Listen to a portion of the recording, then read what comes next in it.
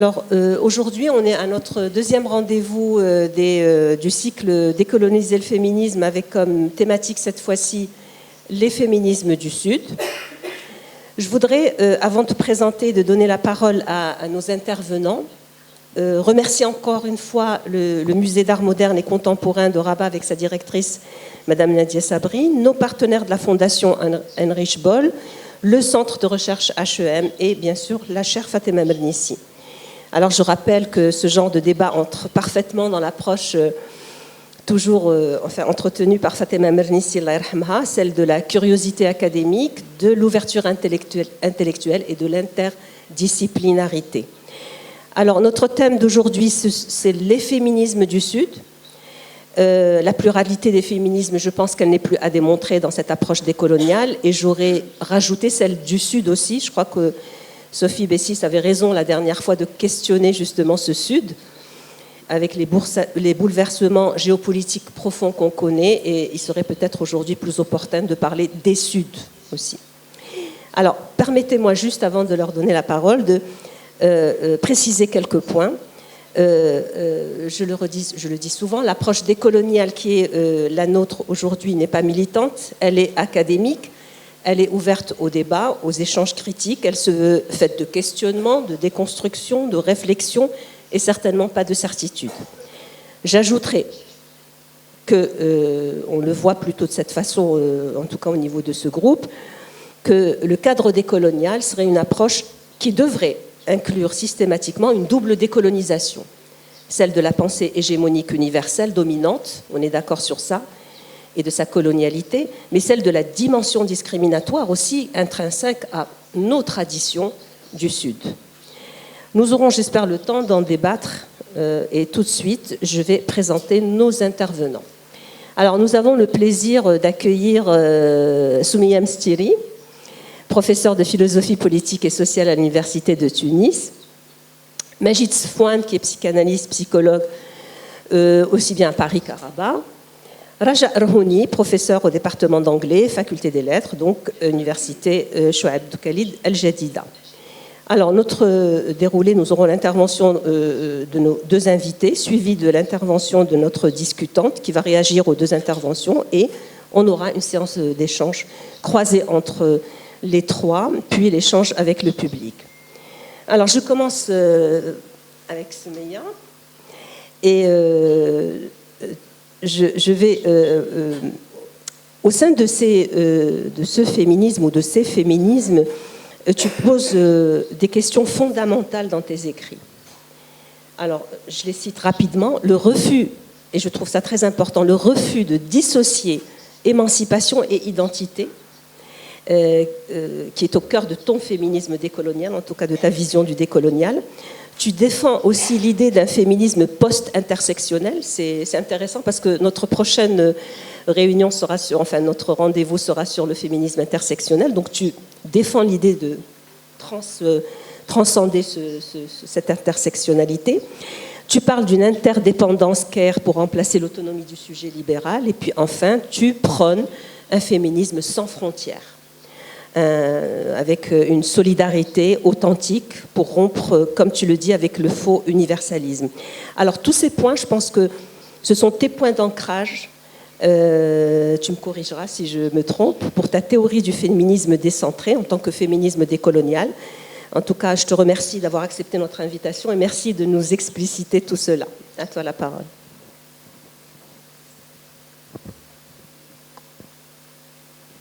Merci Asma pour cette jolie présentation. Vous m'entendez ? Merci pour cette belle invitation également, et je remercie toutes les parties prenantes qui ont fait que je suis là aujourd'hui parmi vous. Alors aujourd'hui, je vais vous parler de féminisme décentré selon ma propre conviction, c'est-à-dire la manière dont j'appréhende ce terme, ce qualificatif. Et pour commencer, je voudrais citer ma collègue. C'est un peu bizarre d'avoir l'écho de sa propre voix là.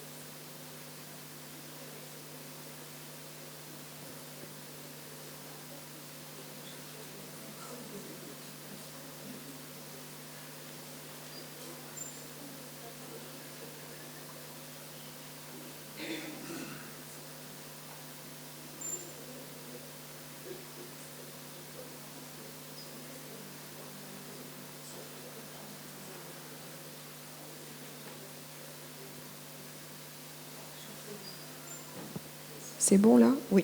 Non? Enfin, allô, allô?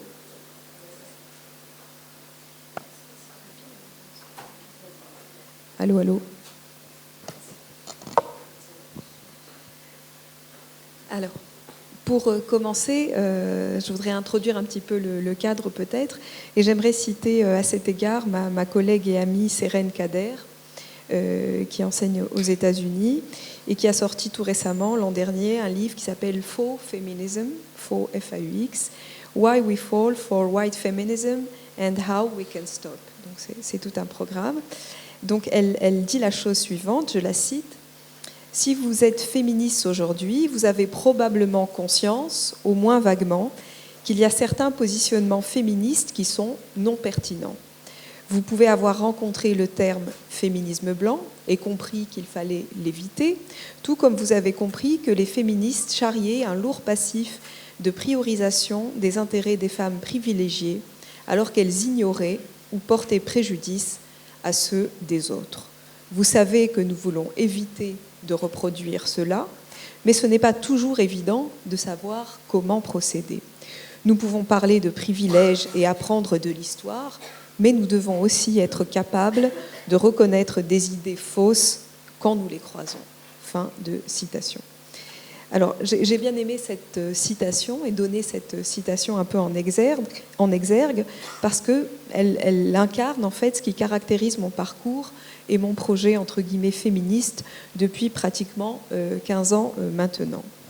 J'avais au départ, je dois le dire, un sentiment diffus de malaise face à l'énergie déployée par le milieu féministe mainstream, majoritaire, consistant à vouloir libérer, je parle de mon pays, la Tunisie, consistant à vouloir libérer la femme tunisienne, entre guillemets, sans lui demander son avis, au mépris de l'agentivité des femmes, précisément, de leur capacité à subvertir les normes sans les récuser frontalement, car dans une société patriarcale comme la nôtre, comme les nôtres, il est extrêmement difficile de se positionner contre les dictats sociétaux et pas simplement sociaux.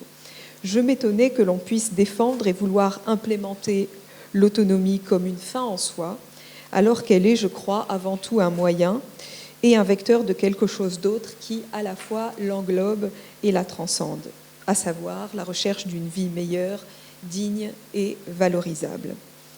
C'est ce genre de conviction, je fais un petit peu de storytelling, même si j'aime pas trop ça, mais parfois ça peut aider à dresser le cadre. C'est ce genre de conviction qui m'a valu d'être, je peux le dire aujourd'hui, ostracisée dans mon propre pays par le féminisme canal historique, le féminisme mainstream, qui voyait en moi une voilée de l'intérieur. C'est vraiment cette expression que j'ai entendue plus d'une fois en fait. Et donc, quand on dit voilée de l'intérieur, il est évident qu'on confond fâcheusement communautarisme et décolonialité. On pourra peut-être en reparler.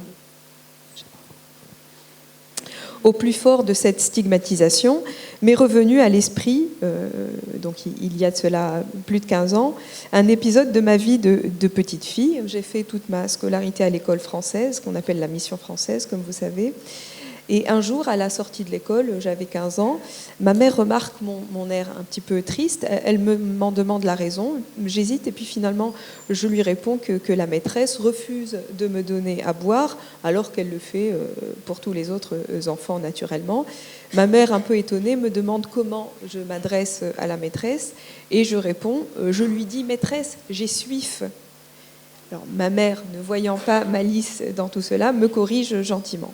Le lendemain, évidemment, forte de cette correction, je demande à boire en scandant les mots comme une formule magique. Un large sourire fend le visage de la maîtresse et elle s'exclame « Voilà, il faut apprendre à parler correctement aux yeux noirs ». Oui, elle m'appelait ainsi parce que mon prénom ne renvoyait à rien dans son monde, exactement comme « j'ai soif » ne renvoyait à rien dans le mien. Yeux noirs devaient avoir soif, Soumaya pouvait avoir soif si elle le voulait, ça n'était pas vraiment important. Et je peux dire que ce souvenir, quand il m'est revenu à l'esprit, a été pour moi un véritable déclic. J'ai mesuré progressivement ainsi l'urgence qu'il y avait pour nous ici dans nos Suds, à repenser non pas simplement le féminisme, ce qui est à la fois, je crois, naïf et prétentieux, mais l'idée même de modèle d'émancipation féministe. À ce titre, le féminisme blanc, universaliste, autocentré, non seulement ne pouvait pas nous aider, le croyais-je, je le crois toujours, mais plus que cela, se révélait particulièrement contre-productif. Adopter tel quel un prêt à émanciper, c'était en effet courir le risque de reproduire la domination existante, avec en plus l'illusion de servir la cause des femmes, une illusion finalement presque plus dangereuse que le patriarcat lui-même, parce que provenant de celle-là même qui était censée le combattre.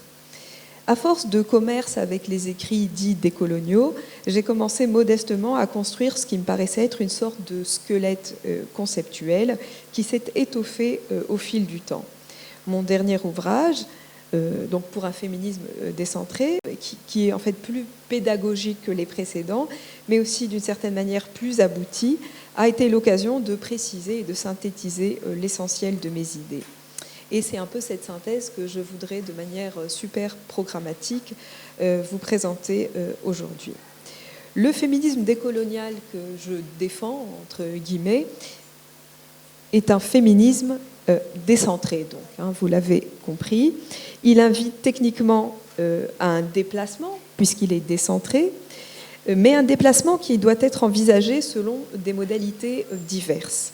Tout se passe comme s'il y avait plusieurs manières de décentrer qui viendraient s'accrocher les unes aux autres comme les wagons d'une locomotive qui serait appelée féminisme décolonial. Je souhaiterais aujourd'hui, si je puis dire, mettre l'accent sur 3 de ces wagons.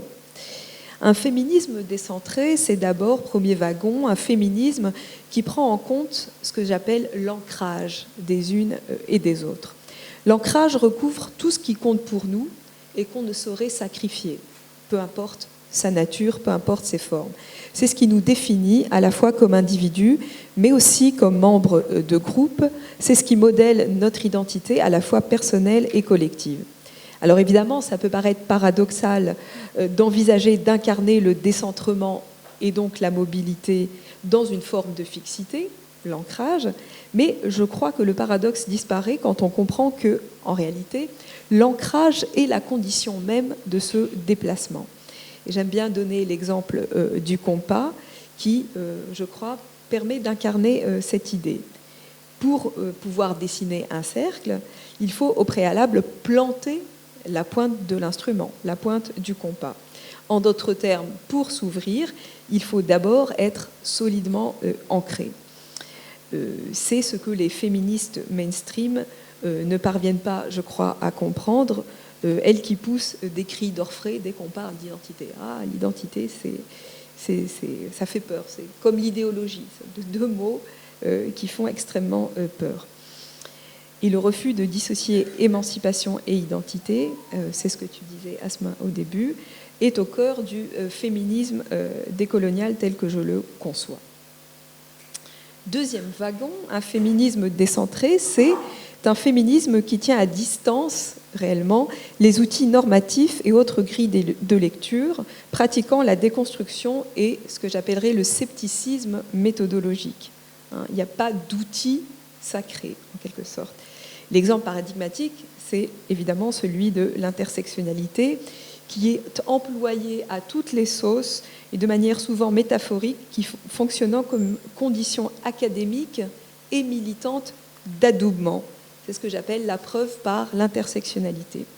Et cette preuve par l'intersectionnalité fait bien des dégâts dans nos Suds, tant cet outil a été considéré à la fois comme la panacée, non seulement en termes de visibilisation des matrices de domination, mais aussi de résolution, carrément, des oppressions que ces matrices rendent manifestes. Or, comme l'a montré très justement quelqu'un que j'aime bien, qui est une philosophe féministe argentine du nom de Maria Lugones, comme l'a montré Maria Lugones, l'intersectionnalité ne parle pas au peuple des Suds, car à l'intersection des catégories, il n'y a souvent que le néant absolu. Exemple, à l'intersection de femmes et de noirs, il n'y a pas, comme on pourrait le croire, femmes noires, mais un vide, car les catégories n'ont de sens que par rapport à la norme dominante. Femme ne vaut que par rapport à la femme blanche, tandis que noir ne vaut que par rapport à l'homme noir. L'intersectionnalité, explique Lugones, masque la différence coloniale. Je la cite. Or, parce que le féminisme décentré, lui, cherche à révéler la différence coloniale, son rapport à l'intersectionnalité sera un rapport foncièrement critique. En suivant le féminisme noir brésilien, qui, je crois, a beaucoup à nous dire ici dans nos Suds, ancré dans son expérience et sa réalité, il reconnaîtra que nous ne sommes jamais opprimés de la même manière par toutes les catégories. Ça paraît, je crois, assez évident. Dès lors, le carrefour des injustices, qui serait censé synthétiser toutes les oppressions vécues par la personne, ne renvoie strictement à rien. Comme le disent deux féministes brésiliennes noires, la philosophe Sueli Carneiro et l'anthropologue Lélia Gonzalez, les femmes noires brésiliennes sont d'abord opprimées au regard de la race et ensuite au regard du genre. C'est d'abord la lutte contre le racisme qu'il convient de mener avant de combattre le sexisme. Que faut-il faire dans ce cas? Il faut hiérarchiser les oppressions et non plus les mettre au même niveau, comme le fait l'intersectionnalité de Kimberlé Crenshaw. Et si c'est le cas, il n'y a en fait plus d'intersectionnalité possible. Les conséquences d'une telle façon d'envisager les choses sont, je crois, bien réelles. Elles ne sont pas simplement théoriques pour faire de la subversion sympathique. Dans ce type de configuration, l'homme, le mâle, une fois qu'on a congédié l'intersectionnalité et mis, et posé la hiérarchie des oppressions, dans ce type de configuration, disais-je, l'homme, c'est-à-dire le mâle, devient un adversaire et non plus un ennemi, comme c'était historiquement le cas avec le féminisme blanc, mainstream, MLF, occidentalo-centré, qui ne voit le patriarcat qu'à travers la domination masculine. Ce que nous enseigne le féminisme noir brésilien, c'est que l'émancipation n'est jamais individuelle, elle ne peut être que collective et qu'à ce titre, l'alliance avec l'homme est fondamentale. Une fois le racisme contenu, alors il sera toujours temps de combattre le mal sexiste. Il n'y a pas de patriarcat sympathique, il y a juste un certain nombre de priorités. Décentrer, c'est comprendre que le féminisme travaille à penser des stratégies d'émancipation qui valent pour tous les acteurs sociaux, car le patriarcat n'épargne pas les hommes et que c'est d'abord en les impliquant que nous pourrons, je crois, nous en sortir, pour le dire vite. Le troisième et dernier wagon, et j'en aurai terminé, concerne la question de la positionnalité qui traverse l'ensemble de mon dernier livre. J'y montre en substance que les femmes blanches libérales doivent apprendre à pivoter, j'aime bien ce concept, pour appréhender les femmes racisées. J'ai choisi la notion de pivotement à dessein, car lorsqu'on pivote, on ne s'arrache pas de son ancrage. C'est bien ça qui est en jeu ici. Il ne s'agit pas de demander au centre de sortir de soi, comme si ce déracinement était la condition sine qua non de l'intelligibilité de l'autre. Une telle entreprise est aussi impossible que, encore une fois, contre-productive. Au demeurant, nous, femmes des Suds, ne voulons ni prendre la place des femmes blanches, ni que les femmes blanches se mettent à notre place. À la sortie du livre, qui est sorti en fin 2024, j'ai été massivement interpellée sur ce point fondamental, à savoir l'idée de pivotement comme modalité de décentrement qui serait propre à la blanchité. Ce pivotement, m'a-t-on demandé, est-il réservé au centre, pivoter pour éclairer l'autre et ainsi mieux l'appréhender dans ce qui fait son ancrage? Relève-t-il d'un mea culpa toujours recommencé, avec les féministes blanches dans le rôle d'incisif, conscient de sa position dominante et du boulet de privilèges qui laisse ses prises de position surplombantes? En d'autres termes, le féminisme mainstream, universaliste, blanc-bourgeois, est-il le seul à devoir s'amender? Serait-il le seul à devoir travailler à se départir d'une arrogance aussi injustifiée que contre-productive, en acceptant l'existence d'expériences plurielles qui commandent des stratégies d'émancipation individuelle et collective, et donc différentes? Les féminismes de la marge seraient-ils exempts de ce travail d'autocritique en raison de leur marginalité, comme si ça les dédouanait en quelque sorte, cette espèce de marginalité qui, dans son principe même, activerait une dette symbolique à leur égard sans rien exiger en retour? Cette question, évidemment, elle est centrale et mérite une explicitation avec laquelle je terminerai cette présentation. Je commencerai par dire que la réflexivité, pour parodier Descartes qui a dit que le bon sens était la chose du monde la mieux partagée, la réflexivité doit être la chose du monde la mieux partagée. Dans cette perspective, il est clair que tout le monde ne peut être que gagnant lorsque les unes et les autres, toutes les unes et toutes les autres, réfléchissent à leurs privilèges, plus ou moins prégnants, et à la manière dont ils conditionnent leurs échanges, et plus généralement, informent les relations qu'elles ont avec celles qui ne partagent pas leur positionnalité. Car c'est bien de cela dont il s'agit dans ce livre, élaborer une politique de la positionnalité en fournissant des éléments qui permettent de penser à nouveau frais un féminisme authentiquement solidaire.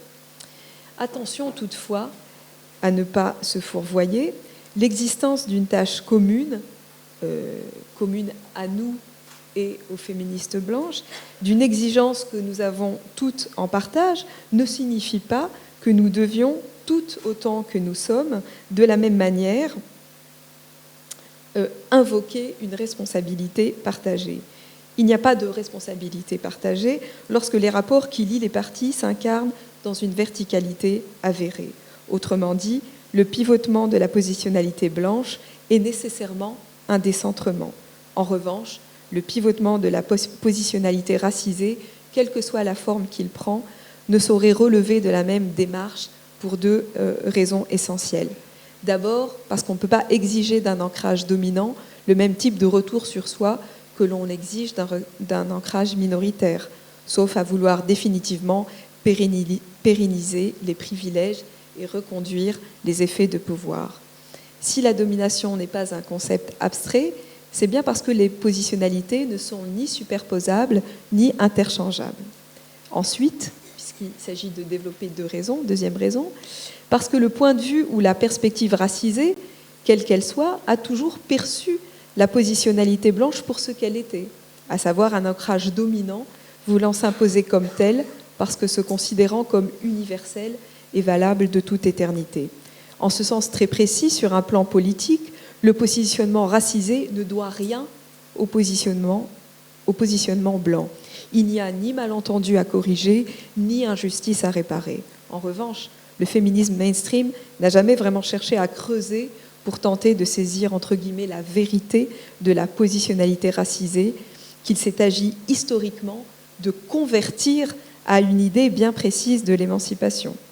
Or, comme chacun sait, je crois, la conversion, au demeurant assumée ou imposée, n'est pas un pivotement, car elle exige un désancrage. Il est question de devenir autre. On comprend alors, je crois, que ce n'est pas une simple question de réciprocité symétrique pensée sur le mode du donnant-donnant qui est ici en jeu. Car c'est avant tout en se décentrant, c'est-à-dire en pivotant sur lui-même, que le centre permettra un démargement des périphéries, c'est-à-dire leur visibilisation et donc la reconnaissance de leur spécificité. Une question demeure cependant, j'arrête pas de dire que je vais terminer et je termine pas, mais là je vais terminer. Une question demeure cependant, en quoi pourrait bien consister dans ces conditions le pivotement propre aux positionnalités racisées? Au regard de ce que je viens d'expliciter, il apparaît clairement qu'une telle interrogation n'a de sens qu'en dehors de la configuration binaire positionnalité dominante, positionnalité minoritaire. Le pivotement se ferait dès lors à l'intérieur de la constellation des positionnalités racisées elles-mêmes, se donnant à voir ainsi comme une volonté de saisir ce qui fait la spécificité de notre ancrage au regard d'autres positionnalités minoritaires qui partagent avec nous un positionnement précisément marginal et périphérique. Ce geste émancipateur est crucial. Il permet sur le principe d'en finir avec une sororité factice, occupée à fédérer ce qui peut difficilement l'être au nom de la convergence des luttes sud-sud. Moi, je ne suis pas du tout pour la convergence des luttes, quelle qu'elle soit. Je défends, et c'est le sous-titre de mon livre, je défends la congruence des luttes, c'est-à-dire des chemins parallèles qui, a priori, ne vont pas se rencontrer. Car je crois qu'il faut résister à l'enthousiasme et au désir bien humain, finalement, de se retrouver dans l'autre. De ce point de vue, l'identification à des sœurs qui seraient engagées dans des combats qui nous parlent, pour une raison ou pour une autre, est aussi problématique, finalement, que la projection maternaliste du féminisme mainstream qui lisse la différence et dépolitise l'investissement militant. Nos luttes, même proches, ne peuvent être que congruentes. Le message de mon travail, et particulièrement de mon dernier livre, qui sonne en vérité comme un leitmotiv, est que le décentrement, quelles que soient ses modalités et ses incarnations, est le vecteur par excellence d'un vivre ensemble sain, qui n'exige pas des personnes de sacrifier ce qui compte pour elles, tout en assumant le principe non paternaliste, maternaliste, que chacun, chacune sait mieux que quiconque ce qui est bon pour lui ou pour elle.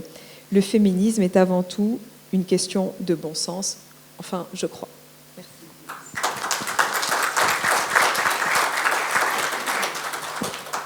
Alors, merci.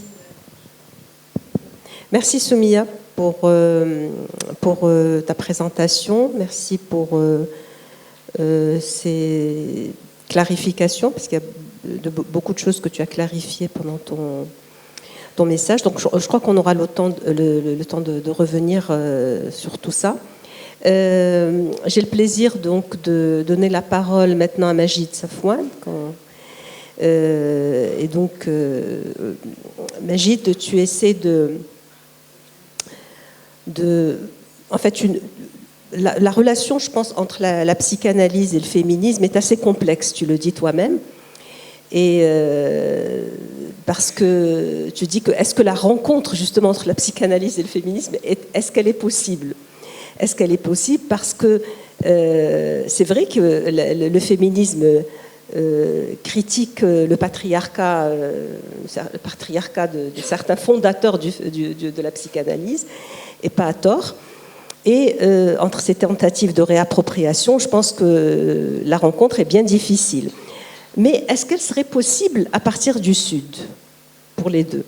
Donc, justement, avec ton expertise de psychanalyste, tu souhaites relayer la parole des féministes différentialistes, tu les appelles comme ça, qui refusent justement et qui récusent l'hégémonisme et le matérialisme, si tu veux, et le maternalisme du féminisme libéral et ses stratégies imposées d'émancipation.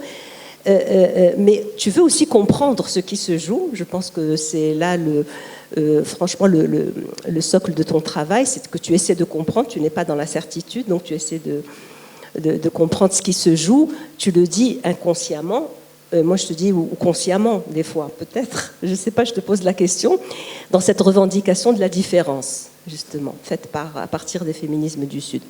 Donc, ton analyse serait peut-être de repenser les luttes, la matrice commune de l'oppression, de cette identité collective et de ces stratégies d'émancipation. Alors, qu'est-ce que la psychanalyse du Sud doit au féminisme du Sud ? Je suis très, très, très curieuse de le savoir.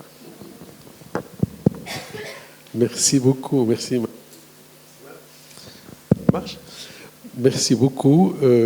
Soit tu as tout dit, soit tu en as dit trop. Je ne suis même pas sûr que je pourrais être assez explicite et assez conforme à toutes tes généreuses pistes que tu m'offres. J'espère que ce que je n'aborderai pas, peut-être incidemment ou accidentellement, je ne sais pas, j'espère qu'on aura le temps dans la discussion de l'aborder. En tout cas, merci beaucoup, vraiment merci de m'accueillir ici, dans ce cycle en particulier qui, je rappelle pour ceux qui n'étaient pas là depuis le début, je veux dire depuis le début de ces cycles-là, parce que ce cycle a été précédé par un premier cycle de conférences qui portait le titre de Décoloniser la psychanalyse par ses marges, l'intime, le culturel et le politique. Et je suis très ravi de voir que la chère Fatima Mernissi et le groupe Décolonial poursuivre cette direction.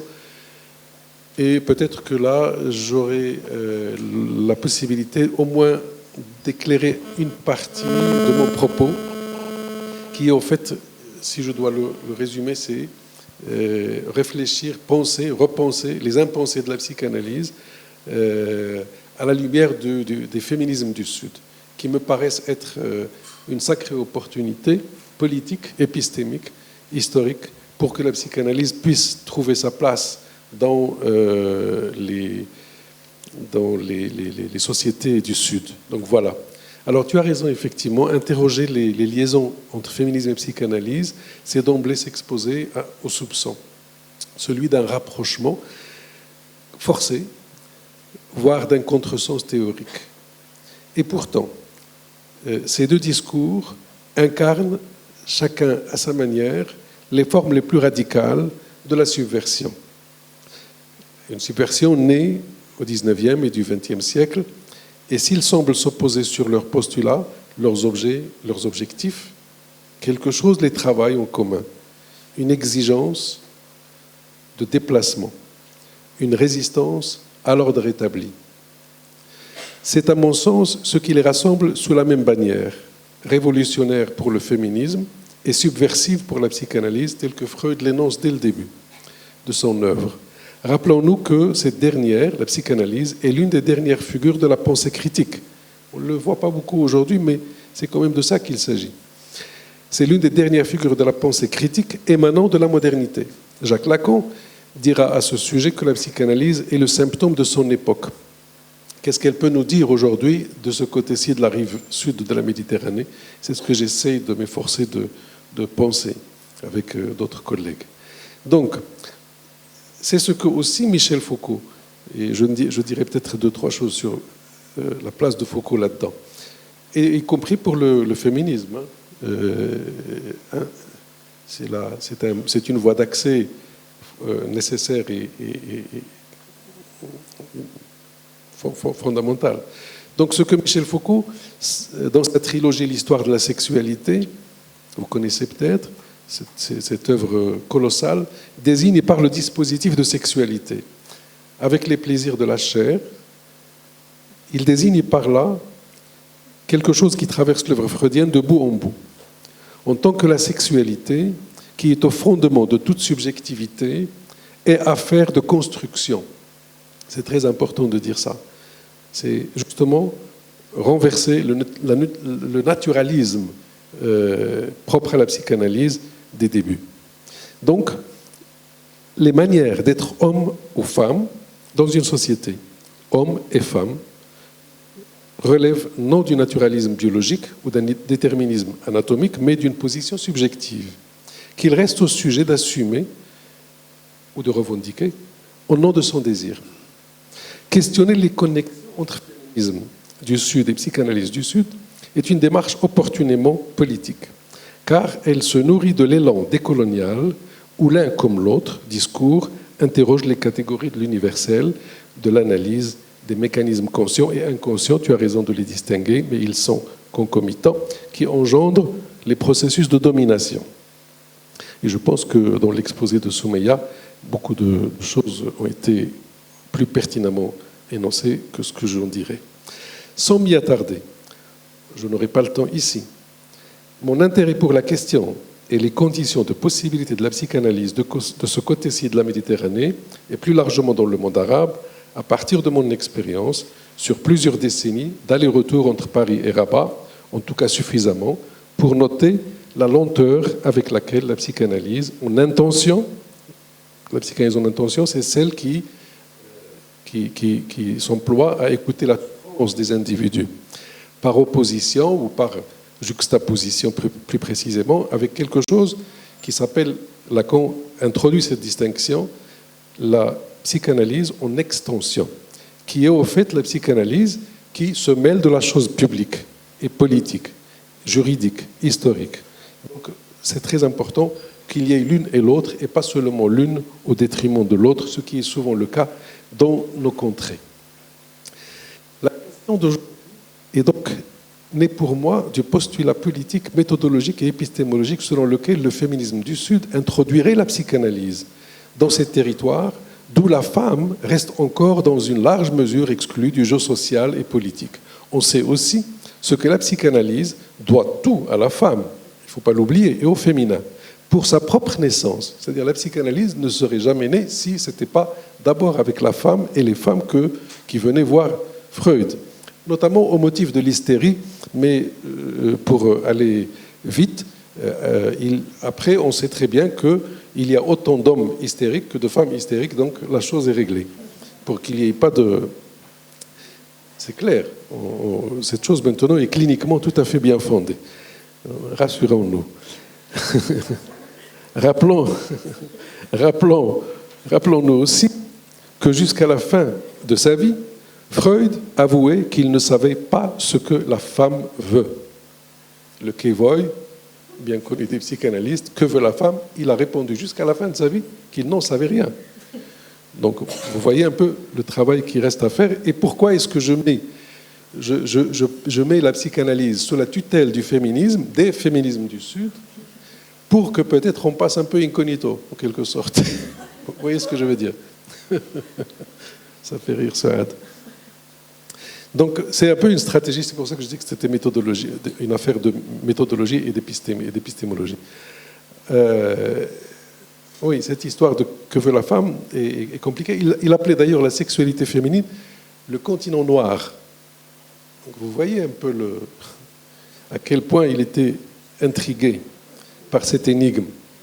Pour avancer dans cette piste, j'avancerai avec Jean Allouche, un psychanalyste parmi les premiers compagnons de Jacques Lacan et très fin lecteur de Michel Foucault, pour qui la psychanalyse sera foucaldienne ou ne sera plus.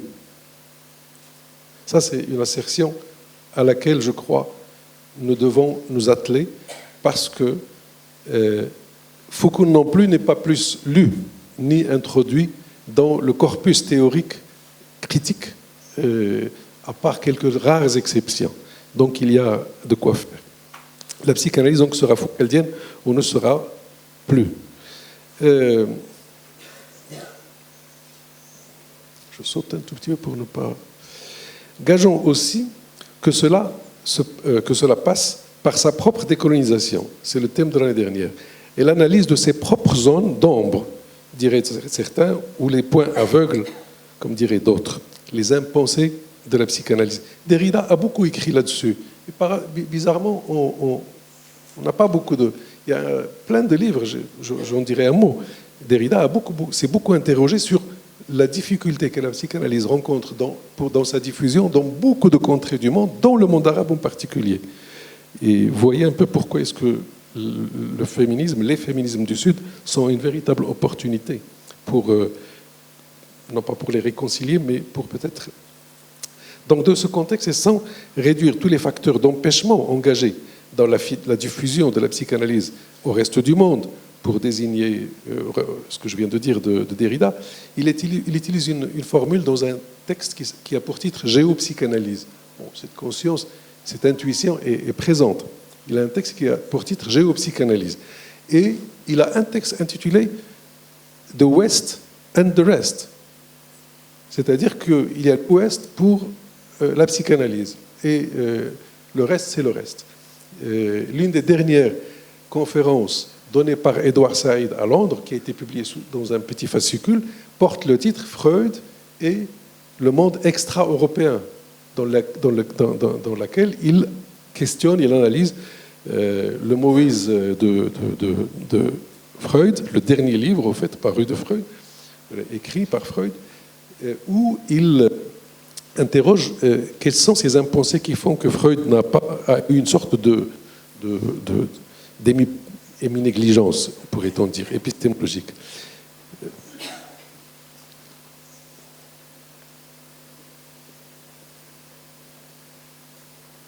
Je note et salue au passage, puisque je parle de la dimension politique, localement, puisqu'on est au Maroc, Je note et salue donc au passage le travail colossal fait à la suite de Mernissi et dans son sillage par des intellectuels, des sociologues, des militantes et des artistes qui poursuivent le travail de Mernissi, sur lequel je finirai tout à l'heure le propos. Elle est la première à avoir fait appel à Freud, comme je l'ai dit dans un podcast, je ne sais pas s'il a suffisamment circulé. Elle fait appel d'un même élan à Freud et à Ibn Hazm pour interroger les processus de domination. Ça vaut la peine peut-être de discuter de ça tout à l'heure.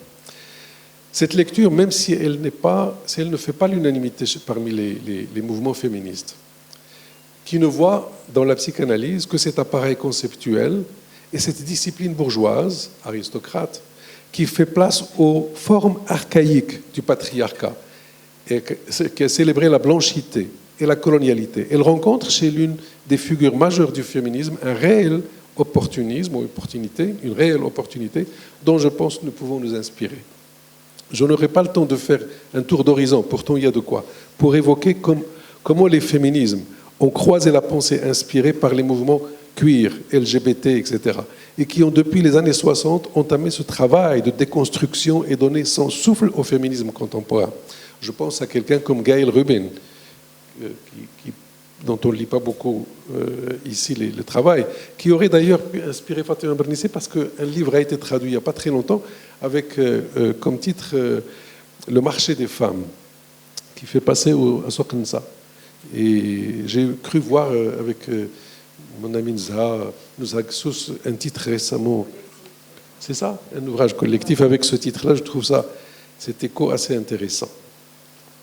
Donc, parmi les psychanalystes même, il y a des noms qui ont porté cette visée critique de la psychanalyse, à l'intérieur même de la psychanalyse, dont on ne fait pas écho. À partir de la psychanalyse elle-même, j'évoque à titre d'exemple Luce Irigaray, une des premières compagnons, si je puis dire, ou compagnonnes, si on peut dire ça, de Lacan. Elle avait écrit un bouquin en 1977 sous le titre « Ce sexe qui n'en est pas un ». 77. Pas loin de la sortie du travail de Foucault. Elle formule ce que l'on pourrait appeler le verdict le plus radical, à mon sens. La psychanalyse ne pense pas le féminin, elle le pense seulement en creux, comme manque, comme absence, comme ce qui n'est pas le phallus. La femme dans l'économie freudienne, dit-elle, est un homme châtré, c'est-à-dire qu'elle est définie non pas par ce qu'elle est, mais par ce qui lui fait défaut. Irigaray montre que c'est une violence épistémique. Le féminin est irreprésentable dans un appareil conceptuel qui a fait du phallus la mesure de toute chose. Elle n'appelle pas à abandonner la psychanalyse, cependant, mais à la travailler de l'intérieur. C'est ce qu'on essaie de faire. Et je crois qu'on ne peut le faire que de ce côté-ci de la Méditerranée, puisqu'on a comme vis-à-vis le même doctrine dont tu as dessiner les contours. Elle n'appelle donc pas à abandonner la psychanalyse, mais à la travailler de l'intérieur. Et je pense qu'on a du pain sur la planche. Plus proche de nous, dans un style plus direct, bien plus académique et universitaire. La pensée de Judith Butler, vous connaissez évidemment, constitue à cet égard un jalon décisif et peut-être le plus accompli des tentatives de nouer féminisme et psychanalyse. C'est elle, à vrai dire, qui m'a donné à penser dans ce sens-là, dans un même geste critique. Son œuvre ne cesse de revenir à la psychanalyse, non pour en célébrer les acquis, mais pour en tordre les catégories, en retourner les outils contre les normes qu'ils avaient parfois contribué à consolider. Dans Gender Trouble, en 1990, Butler introduit la notion de performativité du genre. Le genre n'est pas une essence donnée, ni même une identité stable, mais un effet produit par la répétition d'actes, de gestes, de discours. Or, cette répétition n'est pas libre. Elle est contrainte, stylisée par des normes qui précèdent le sujet et l'inconscient. C'est ici que la psychanalyse entre en scène. Pour Butler, comprendre pourquoi ces normes s'imposent avec une telle force, pourquoi elles sont intériorisées au point de sembler naturelles, exige de descendre dans l'économie psychique, dans les profondeurs de l'économie psychique du sujet. Le refoulement, l'identification, la formation du moi par incorporation, de l'objet perdu, etc. Elle a un texte sur la mélancolie qui est très intéressant. La mélancolie avec cette histoire de la femme n'a pas de phallus. Le refoulement, l'identification, donc je disais, la formation du moi, etc. Autant de mécanismes freudiens que Butler mobilise pour montrer que le genre est moins une performance consciente qu'une formation inconsciente. On peut penser à l'expression de Butler qui dit que le féminisme, ce n'est pas ce qu'on fait, ce qu'on dit, pardon, ou ce qu'on est, c'est ce qu'on fait. Formule très proche de ce que dit Sarah Ahmed. Je remercie Lina, elle est quelque part par là, parce que c'est elle qui m'a fait découvrir Lina, m'a fait découvrir Sarah Ahmed. Elle s'interroge, et je trouve ça très proche de la psychanalyse d'ailleurs, puisque la psychanalyse, en fait, au fond, c'est une praxis. On a beau théoriser, c'est une affaire du sitting analytique, la cure. Voilà ce que dit Sarah Ahmed. Vivre une vie féministe, c'est transformer toute chose en objet de questionnement. Si ça, c'est pas la psychanalyse. Savoir comment vivre une vie féministe est donc une question vivante, tout autant qu'une question vitale. C'est la formule de Sarah Ahmed. La psychanalyse, je disais, est une praxis. Si la pensée décoloniale intervient à travers le déplacement de la marge et du décloisonnement par-delà et dans les frontières, j'aimerais qu'on discute de ça tout de suite. C'est quelque chose sur laquelle on peut se rencontrer ou peut-être bifurquer, mais continuer à réfléchir ensemble. Butler donc déplace la psychanalyse depuis la marge, les marges du genre et de la sexualité. Les féminismes du Sud la déplacent depuis la marge de la race, de la langue, de la colonialité. Ce terrain n'est pas neutre. Il exige de réévaluer l'ossature de l'un et de l'autre à l'aune des métamorphoses contemporaines de l'éros. Je prends cette phrase dans un texte de Mustapha Safwan, certains connaissent ici, grand psychanalyste, compagnon de Lacan de la première heure aussi, et il dit la psychanalyse, si elle veut avoir un destin, un avenir, elle a à se saisir, cela dépend de sa capacité à se saisir des métamorphoses contemporaines de l'éros. Et en fait, on voit bien, avec l'émergence des nouvelles sexualités et les nouvelles modalités de jouissance, auxquelles on ne peut pas rester, faire la sourde oreille. J'essaie de couper pour respecter le temps que tu m'as donné. Oui, quand même, un mot. Autrement, l'émergence, donc je disais, des nouvelles figures de la sexualité et des modes pluriels de la jouissance. Or, force est de constater, dans nos sociétés contemporaines, ici et dans une grande partie du monde, et notamment du monde arabe, ni la psychanalyse, ni le féminisme, les féminismes ou le féminisme n'ont véritablement pénétré les structures profondes du tissu social, ni juridique, chose sur laquelle insiste beaucoup Derrida. Je n'aurai pas le temps de m'y attarder, mais c'est intéressant, dans un livre qui a pour titre « État d'âme », la psychanalyse état d'âme.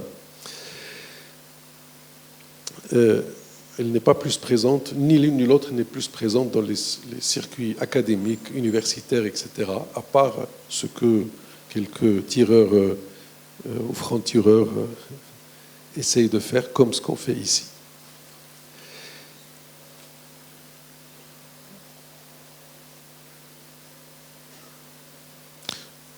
Peut-être un débat sur comment la a construit une petite percée,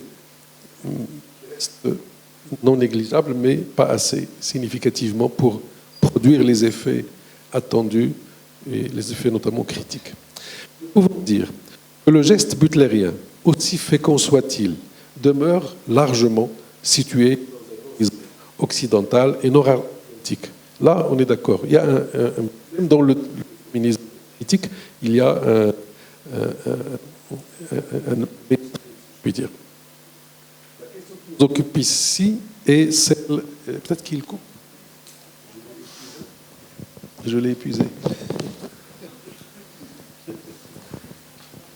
Merci.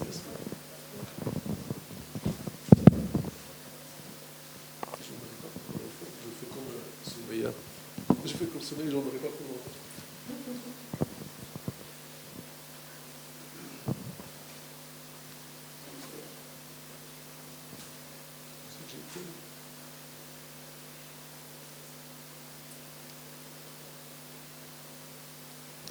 Oui, je disais donc la question qui nous occupe ici est celle d'un décentrement supplémentaire. Peut-on faire avec le féminisme du Sud ce que Butler a fait avec la psychanalyse? Ça, c'est une question. C'est-à-dire, on retournait les outils pour qu'ils parlent depuis d'autres lieux. Ta métaphore du compas m'a paru très intéressante parce que j'imagine que tu la poses dans l'esprit critique, que le centre est un centre qui se déplace. Et ça me convient, moi, dans cette perspective. Cette double mise en perspective ouvre une possibilité, celle d'un féminisme affranchi des ascendances de l'ancien empire et de la tradition d'un même élan, c'est ce que tu as aussi évoqué. Je pensais aussi, comme toi, à Khatebi, tu l'as dit tout à l'heure, et je ne sais pas si tu l'as redit lors de ton exposé. Khatebi avait esquissé ce qu'on est en train de faire ici, ou ce que j'essaye de faire, parce qu'il a essayé de le faire à partir de la psychanalyse, mais, par exemple, dès la mémoire tatouée, il a esquissé, mais je pense que c'est resté une lettre morte. Ça n'a pas eu l'effet qu'on aurait pu escompter. D'ailleurs, je les prends pour tous les deux, Mernissi et Khatebi, je les prends pour vraiment des précurseurs, peut-être à leur insu, de comment la psychanalyse aurait pu avoir un essor ici. Elle existe, bien sûr qu'elle existe. Il y a des psychanalystes, et même des très bons psychanalystes. Maintenant, c'est sa diffusion dans le tissu social. Il n'y a pas un psychanalyste dans aucun centre hospitalier, etc. Par exemple, ça c'est assez surprenant. Moi qui passe du temps à être entre Paris et ici, sans rendre Paris un centre, du point de vue de la psychanalyse, je crois qu'elle a eu un autre essor. Même si elle est évidemment battue partout. Elle est très critiquée. Il y a même eu un amendement récemment en France pour la limiter, voire même l'exclure. Donc décoloniser la psychanalyse, c'est interroger ces métamorphoses dans sa rencontre avec les ailleurs, qui la descendent de son enracinement occidental au contact des réalités locales et langagières. C'est précisément ce que le séminaire dont je parlais tout à l'heure a commencé à faire, et c'est une chose extrêmement importante dont je pense qu'on ne mesure pas encore la portée. C'est dans ce cadre-là que, par exemple, Tammy Ayouch avait eu une espèce de proposition audacieuse. Les psychanalystes pèseront le poids d'une telle chose. Il déplace et élargit une pierre angulaire chez Freud qui s'appelle le sexuel infantile pour y ajouter, sûrement inspiré un peu par Deleuze, le racial infantile. C'est très important. Ça doit rappeler ce que Spivak avait tenté aussi, à partir aussi de références à la psychanalyse, par les subalternes peuvent-elles parler, etc. Je pense que vous connaissez tout ça. Ces connexions constituent une condition fondamentale, donc, pour que se produisent les ruptures épistémologiques et politiques capables de parachever une décolonisation qui, loin d'appartenir au passé, continue d'agir dans l'actuel, reconductant les mêmes logiques de ségrégation et de domination. C'est dans ce sens que, reprenant la formule de Lacan selon laquelle l'inconscient, c'est la politique, j'appelle, à partir de cette connexion avec les féminismes du Sud, à ce que j'appelle une psychanalyse postcoloniale, littorale et traductive. C'est un peu ma proposition, j'espère pouvoir en dire peut-être quelque chose tout à l'heure. Littoral, c'est une formule utilisée par Lacan dans un séminaire qui a pour titre littérataire et qui est une métaphore pour désigner à peu près le lieu de convergence et de divergence à la fois que peut représenter la rencontre de la mer avec le sol, avec le sable, si vous préférez. Donc une psychanalyse qui se transforme au contact des ailleurs, des langues, je l'ai déjà dit, et des dialectes, qui se laisse féconder par les sciences sociales, ce qui jusqu'à présent ne s'est pas produit dans nos contrées. Alors qu'en Europe, je pense qu'elle a eu son essor grâce à cet affranchissement qu'elle a pu avoir par rapport à l'analogie, la médecine, etc. Transformé donc au contact des ailleurs, des langues, des dialectes, et qu'il se laisse féconder par les sciences sociales, la philosophie, l'anthropologie. L'idée d'un féminisme de frontières évoquée, ou décentré, de Soumeya, vient à la rencontre de ce travail critique de la psychanalyse dont il s'agit de bouger les propres frontières et redéfinir ces nouveaux territoires et nouveaux horizons. Redéfinir les nouvelles coordonnées de la subjectivité au regard d'un universel transmuté et en pluralité, pluriverselle, le terme qu'on utilise souvent, et qui serait, selon la formule du philosophe Miguel de Torga, le local moins les murs. C'est une belle définition de Miguel de Torga. L'universel, c'est le local moins les murs. Pour finir,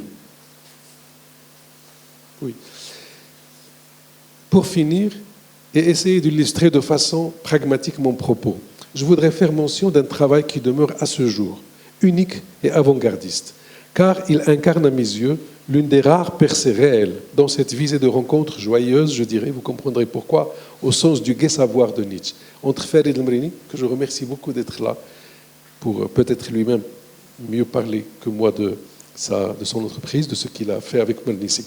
Donc Farid El-Mrini est psychiatre, psychanalyste, qui est devenu au fil du temps un ami intime de Fatima Mernissi. J'ai pu en témoigner parce que les 3 dernières années, grâce à Driss, il y avait un groupe, et Asma et d'autres, il y avait un groupe qui s'appelait Majlis al-Hiwar et qui avait initié un dialogue, une discussion avec Fatima Rahma. Donc, il incarne à mes yeux l'une des rares percées psychiatre, psychanalyste qui est devenue, donc au fil du temps, avec une collaboration qui s'étale sur plus d'une décennie, je crois peut-être même plus. C'est de cette relation singulière, à la fois intellectuelle, clinique et humaine, qui est née laissée, Fatima Mernissi, le fil invisible. Je l'ai amené ici, je crois que certains le connaissent. Je crois que ça mérite vraiment un intérêt focus qu'il faut faire sur ce travail-là et qu'il faut prolonger, c'est ce que je dis à la fin. Donc, un livre très personnel, je disais, dans lequel il parle de lui, ce que fait le psychanalyste, quand il rencontre d'une expérience, dans lequel l'auteur développe une approche psychanalytique de la pensée de Fatima Mernissi. Et ça, c'est important. Ainsi que du travail qu'elle a fourni pendant plusieurs années aux côtés des tisseuses de Taznart. Ce qui rend cette rencontre exemplaire, c'est qu'elle ne procède pas d'une application extérieure de la psychanalyse au féminisme, mais d'une convergence profonde autour d'un même objet. Le sujet féminin, dans sa résistance à l'ordre patriarcal, on y est, Mernissi s'intéressait profondément à l'individu, à la subjectivité humaine, ainsi qu'à l'émergence de sujets dans une société qui obéit au collectif. Ce qui est précisément, on le reconnaît, la question centrale de toute clinique analytique. Pour les psychanalystes présents ici, je crois que Psychologie des masses et Analyse du moi, un livre majeur de Freud, rentre largement là-dedans. C'est en psychanalyste et en fils de brodeuse, qu'il dit très bien dans son livre, que Farid a tenté de rendre visible la démarche de Fatima Mernissi.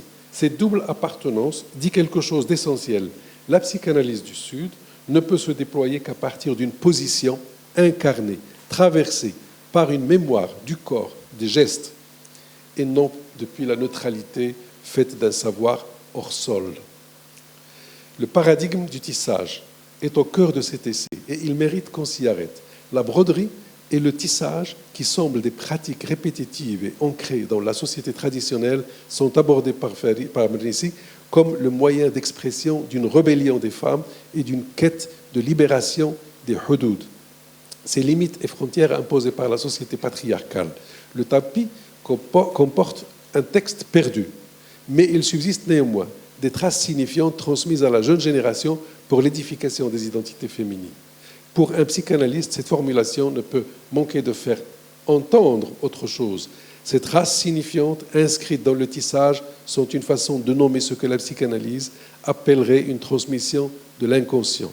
Un savoir qui ne se dit pas, mais qui se passe de corps en corps, de geste en geste, transfert si vous voulez, pour aller vite. Par-delà les interdits et les effacements. Le fil invisible du féminisme, c'est peut-être cela, ce qui se transmet là où la parole a été confisquée. Cette fois-ci, vraiment pour finir, dans cet essai de Farid Mernissi, il y a une incursion dans l'imaginaire et l'analyse du geste rebelle, comme émancipation, saisie dans le nouage qui part des choix opérés entre générations, fidèles à la tradition, qui reproduit le geste dans sa répétition ancestrale. C'est une histoire de technique, là, de nœud, peut-être que tu l'expliqueras, Farid, du nœud, l'arda, comment ça se fait dans le geste lui-même. Donc, reproduit le geste dans sa répétition ancestrale. Là où la jeune génération de femmes pousse la provocation jusqu'à assumer une innovation presque sacrilège et qui tourne le dos à l'autorité des grands-mères en imposant des nœuds lâches au lieu des nœuds serrés. Là où la génération des grands-mères reproduit le geste de façon millénaire et sans revendiquer aucun changement. C'est ce que la rencontre de Mernissi et Mrini, je me suis rendu compte que vous aviez les mêmes initiales, Ferid Mrini et Fatima Mernissi, constitue un modèle, oui, pour un psychanalyste, on n'y peut rien, un modèle pour ce que nous cherchons à penser ici. Non pas une psychanalyse appliquée au féminisme, ni un féminisme qui instrumentalise la psychanalyse, mais un tressage pour rester dans la métaphore où chaque fil renforce l'autre, où la clinique de l'inconscient et la critique sociale se fécondent mutuellement, situés l'un et l'autre dans un espace géographique, langagier et mémoriel précis. Le Maroc, le dialecte, le harem, le marché, le halqa, les tisseuses, etc. L'université, je vous remercie. Merci Majid. On va passer directement et rapidement à Raja. Toi qui as écrit un livre qui a travaillé sur justement les travaux de Fatima Mernissi, qu'est-ce que tu as à dire par rapport à ça, tes réactions et tes questionnements par rapport à ces deux interventions?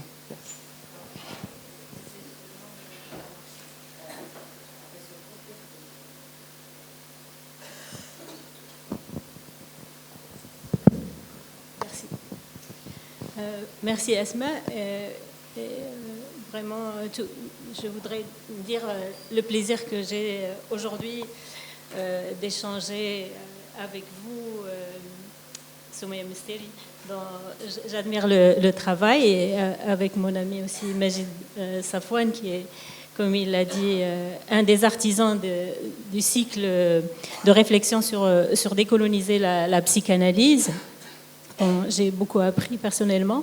Aussi, un grand merci à Asma Lamrabat qui est derrière l'idée du présent cycle de conférences et bien sûr notre ami à tous, Driss Ksike et tous les autres qui sont derrière ces beaux espaces de réflexion. Donc, un grand merci à vous tous. J'espère que mon propos ne va pas être très ennuyeux vu la qualité des présentations qui étaient vraiment formidables. Donc je reprendrai la question de ce cycle qui est décoloniser le féminisme, décoloniser la psychanalyse. Qu'est-ce que c'est? Est-ce les abandonner ou simplement renouer, récuser leur universalisme comme impérialisme? Est-ce renoncer aussi à l'universel? Mais qu'est-ce que l'universel et comment se distingue-t-il de son versant impérialiste? Nous avons eu quelques éléments de réponse, quelques propositions aujourd'hui avec Mesteri et Safwan, quelques-unes qui m'ont personnellement interpellée et que j'aimerais discuter un peu avec eux. Mais avant d'engager ces discussions, il me semble très important tout d'abord de faire quelques résonances avec les idées qui ont été présentées lors de la première conférence avec Sophie Bessis et Yasmine Chami. Donc, avec ces dernières, nous avons eu deux visions très différentes, bien que partageant quelques affinités, notamment concernant la pertinence de l'intersectionnalité et l'impératif, la nécessité ou même l'urgence de décoloniser le féminisme, surtout dans le présent contexte de génocide qui, comme l'a très justement expliqué Bessis, a montré les limites d'une certaine frange de féminisme, en Occident au moins. Ces deux visions présentent cependant, à mon avis, deux paradigmes différents, un féminisme postcolonial pour Bessis et un féminisme décolonial pour Chami. Donc, si Bessis souligne la pertinence du concept de colonialité, le décolonial est quant à lui un non-concept pour elle. Donc elle lui préfère le concept d'intersectionnalité. Donc comment la critique postcoloniale de Bessis s'exprime clairement par une position anticoloniale franche, et salutaire d'ailleurs, un refus de la suprématie ou la hiérarchie entre féministes du Nord et féministes du Sud, et un appel à la contextualisation du féminisme et son adaptation aux modalités d'oppression des femmes dans nos pays. Cette position est cependant non décoloniale, car elle tient à préserver ce qui est universel dans le féminisme, et ce que Bessis a nommé les invariances du féminisme. Mais alors, quelles sont ces invariances qui constitueraient l'universel, à distinguer à première vue de l'universalisme, pourrait-on s'interroger? C'est, nous dit Bessis, la lutte contre l'oppression des femmes. Mais l'utilisation de l'exemple du voile, comme, je la cite, éminemment le symbole de l'oppression, prête à confusion, rendant la distinction entre l'universel et l'universalisme plutôt floue. Bessis semble ne pas interroger la notion d'oppression elle-même, empruntée au discours du féminisme dit de la deuxième vague, libéral, voire blanc ou civilisationnel. Elle ne fait aucun lien entre ce genre de concept et la colonialité. C'est pourtant ce genre de concept qui balise la représentation raciste de l'islam et assoit la prétendue supériorité de l'Occident et de ses valeurs, celles de la modernité.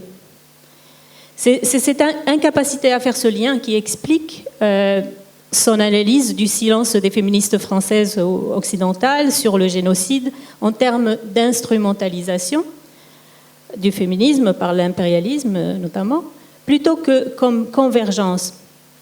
Convergence rendue possible par l'existence même de concepts normatifs tels que celui d'oppression, lui-même dérivatif de celui d'agentivité, qui est un concept étroit et eurocentrique. Dans sa défense de l'universel, Bessis célèbre l'hybridation plutôt que l'endogénéité, qu'elle interprète comme synonyme d'essentialisme identitaire, comme ce qu'elle appelle le gouffre identitaire, le communautarisme. Pourtant, le concept de l'hybridité ou hybridation a été critiqué pour sa vision romancée un peu d'un certain mixage harmonieux qui perdrait de vue les relations de pouvoir et ne parviendrait pas à traiter adéquatement la colonialité qui façonne le monde, ni à se déconnecter des épistémologies occidentales participant ainsi à leur hégémonie. Dans la pensée décoloniale, on lui préfère, hybridation, le concept de pensée frontalière, border thinking, selon Walter Mignolo, qui lui-même l'emprunte à Gloria Anzaldúa, que vous mobilisez très bien, Mesteri, dont l'objectif est de défier les structures dominantes du savoir occidental depuis la marge. C'est cette notion qui se retrouve dans les propos de Yasmine Chamy, ainsi que celle de Mesteri aujourd'hui. Pour Chamy, il faut repenser l'universel, non pas pour l'abolir, mais essayer de reconduire ce qui est périphérique au centre. Dans son exposé, Chamy souligne l'apport du féminisme palestinien en termes de valeurs puissants, telles que le Somoud dans la résistance anticoloniale et pour la préservation de la vie. C'est cette même pensée et ces notions que mobilise Soumeya Mesteri dans sa théorisation d'un féminisme de la frontière, un féminisme décentré. Le propos de Mesteri et son livre que j'ai eu le plaisir de lire nous éclaire à bien des égards sur la décolonisation souhaitée et qui dresse une feuille de route très intéressante sur la voie à suivre vers cette décolonisation que nous sommes nombreuses et nombreux ici à appeler de nos voeux. Je ne vais pas reprendre tous les points que vous nous avez exposés de façon très lucide aujourd'hui, mais je vais juste tout d'abord souligner quelques mots-clés de ce féminisme décolonial décentré. Donc, ancré, épistémologiquement vigilant et révisionniste, réflexif ou attentif à la question de la positionnalité. Bien sûr, il y a aussi le pivotement qui est très, très important. Ce sont ces points qui font défaut, vous nous dites, à un certain féminisme mainstream en Tunisie, mais pas seulement, comme vous le savez probablement, et qui explique, comme vous l'exprimez si bien, l'énergie déployée à vouloir libérer la femme tunisienne, mais on peut ici parler aussi de femme marocaine, sans lui demander son avis, au mépris de l'agentivité des femmes, de leur capacité à subvertir les normes sans les récuser. Fin de citation. Votre propos a au moins le mérite de centrer notre discussion aujourd'hui sur la colonialité d'un certain féminisme bien de chez nous. Donc, bien sûr, ça ne concerne pas les sud versus nord versus sud, mais aussi le nord dans le sud, car bien souvent, nous, les féministes, on représente ce nord dans le sud.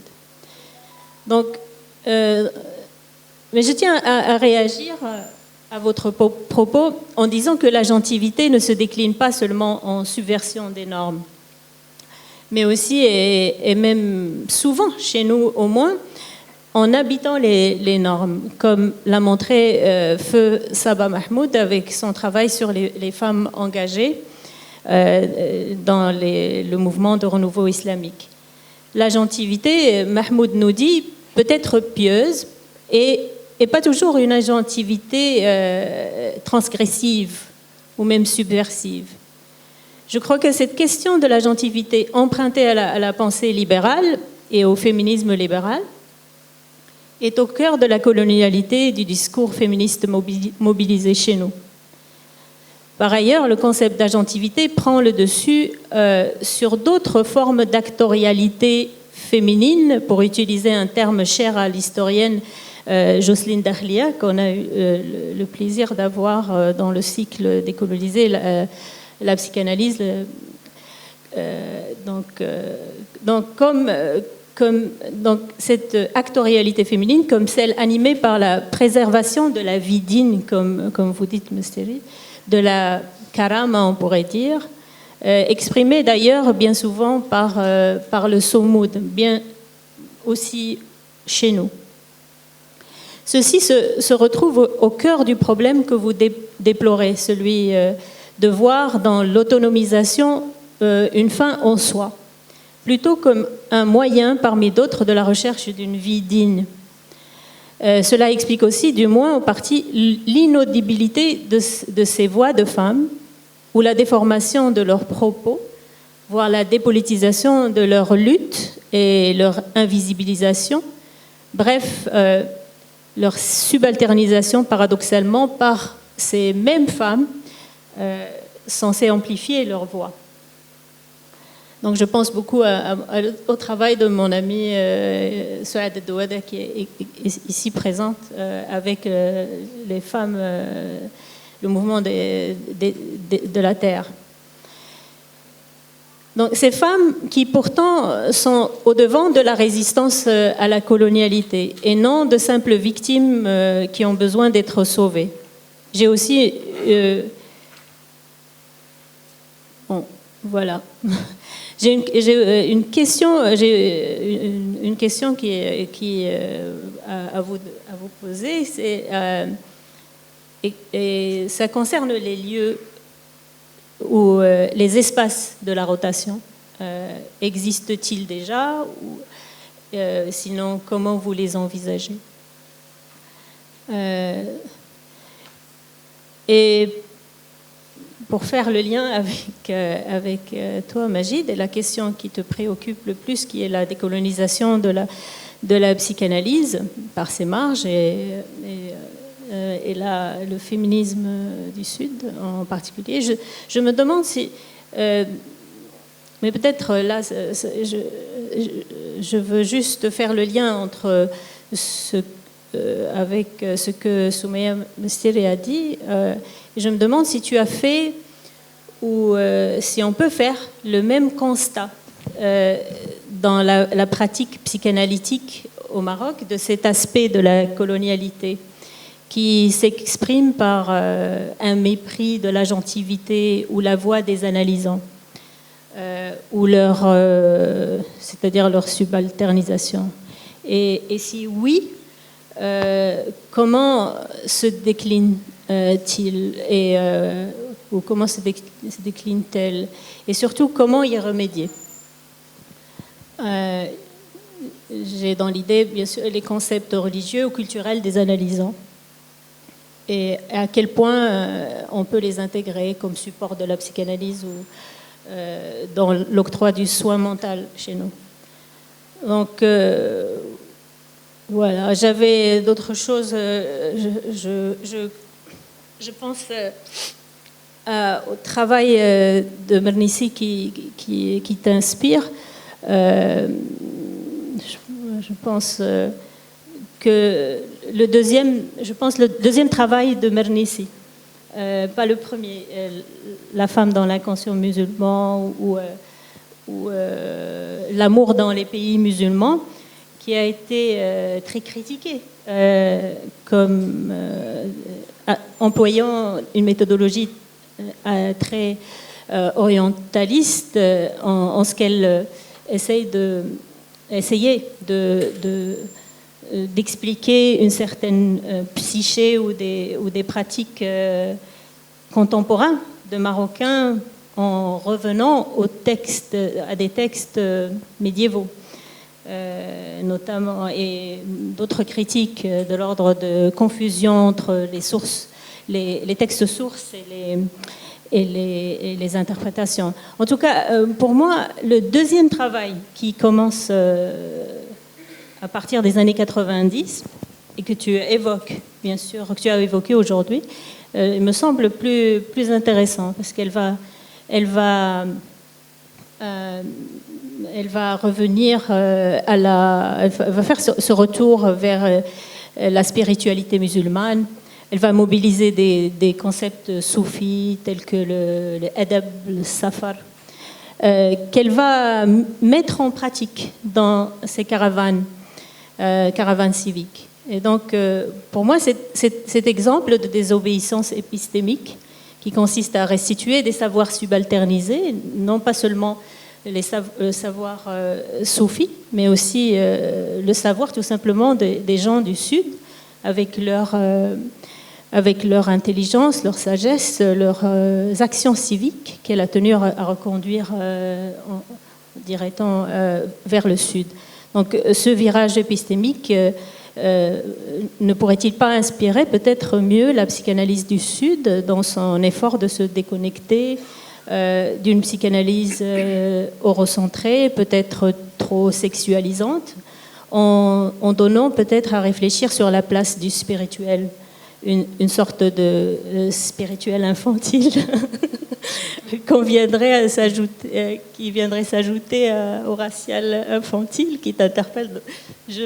Merci. Je suis désolée. Oui, d'accord. Parce que là, je pense que vous avez... Merci beaucoup pour tes clarifications aussi et tes questionnements. Je pense qu'on a 5 minutes, cher intervenant, c'est bon, pour laisser un petit peu le temps au public et puis aux autres. Soumeya, si tu veux. Merci Rajay pour ta lecture de ma conférence et de mon travail d'une manière plus générale. Donc en fait, j'ai essayé d'isoler ce qui m'était directement destiné, auquel je vais répondre de manière rapide parce qu'on n'a pas beaucoup de temps, et pour laisser le temps à la salle de s'exprimer. Alors, tu avais une remarque concernant l'agentivité l'usage de l'agentivité. Et tu considères en fait que ce concept, entre guillemets, disons cette notion, est une notion aux contours libéraux, puisqu'elle parlerait de transgresser les normes, en fait, alors que beaucoup de travaux présentent plutôt ce qui s'apparenterait à habiter les normes. C'est le mot que tu as utilisé. Et que habiter les normes, ça n'a rien de transgressif. Donc voilà, dès qu'il s'agit de transgresser ou de vouloir casser ou même subvertir les normes, ce serait en fait s'insérer de manière quasiment automatique dans un paradigme qui serait plutôt libéral. En fait, pas du tout. L'agentivité, c'est habiter les normes. Quand on dit subvertir, c'est pas une sorte de rébellion adolescente qui voudrait tout casser. C'est exactement le contraire. C'est faire ce qu'on peut avec les moyens du bord. Et pour citer Foucault, qui a des choses très jolies là-dessus, l'agentivité, c'est exactement, je le cite, il parle pas d'agentivité, mais c'est exactement cette idée, c'est trouver les moyens de sa libération dans ce qui fait son oppression. C'est ça en fait l'agentivité. Si c'est habiter d'une manière silencieuse les normes, c'est très bien. Si c'est quelque chose de plus fort en termes de degrés, c'est très bien aussi. Mais je veux dire, il ne s'agit pas de fracasser la norme. D'ailleurs, c'est le contraire de l'agentivité. L'agentivité, c'est essayer de contourner en fait, et donc nécessairement d'habiter encore, d'être encore dans la norme, parce que justement, comme je le disais dans ma présentation, c'est très difficile quand on est, pour prendre cet exemple, une femme musulmane, de contrer de manière frontale les diktats sociétaux. Donc l'agentivité, c'est bien l'idée qu'il n'y a pas quelque chose de l'ordre du frontal qui intervient, et c'est plutôt essayer d'habiter. C'est exactement ça la norme. Voilà, je pense que s'il y avait une autre question. Oui, là, à la fin, quels étaient les lieux de la rotation? Alors en fait, moi, mon travail, c'est d'essayer de se demander ce que l'espace fait au genre, entre guillemets, même si mes travaux ne sont pas des travaux d'études de genre. Je fais de la philosophie politique et sociale, je ne fais pas du tout quelque chose qui s'apparente à l'étude de genre. Et donc je mobilise diverses formes d'habiter justement l'espace, mais ce que j'essaye de donner à voir en fait, c'est une sorte de topographie mentale, une géographie psychique presque. Donc il ne s'agit pas de lieux tangibles à proprement parler, mais il s'agit d'une forme je dirais de plasticité du déplacement mental. Parce que c'est avant tout, je crois, sur les mentalités qu'il faut agir, et le reste viendra ou pas, mais enfin, c'est ça la première étape. Merci pour ta lecture.